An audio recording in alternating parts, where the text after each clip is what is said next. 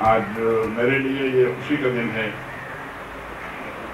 और सबके चेहरों पर खुशियाँ भी हैं, मुस्कुराहटें भी हैं, इसलिए कि ये ज़रूरत भी थी टाउन्स की।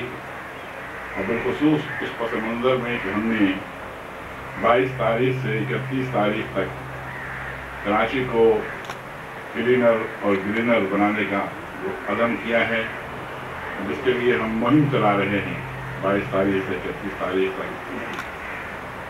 उस हवाले से ये गाड़ियाँ ऐसे वक्त पर मुहैया करना होना और फराहम होना जो उनकी ज़रूरत पूरी हो सके, समझता हूँ ये अल्लाह ताला का शुक्रिया है। ये गाड़ियाँ जो आज आपके हवाले की गई हैं,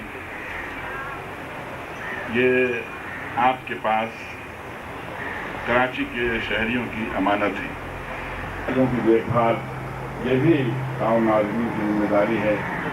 मैकेनिक के ऊपर या किसी एहलकार के ऊपर काम को नहीं सौंपा जा सकता। हम देखते हैं कि हमारे यहाँ एक सिटी गवर्नमेंट के अंदर नहीं बल्कि पूरे पाकिस्तान के अंदर हर गवर्नमेंट के अंदर जो गाड़ियाँ होती हैं, जो व्हीकल्स होती हैं, जो मशीनरी होती है, उनकी देखभाल उस तरह नहीं होती जिस तरह होनी चाहिए।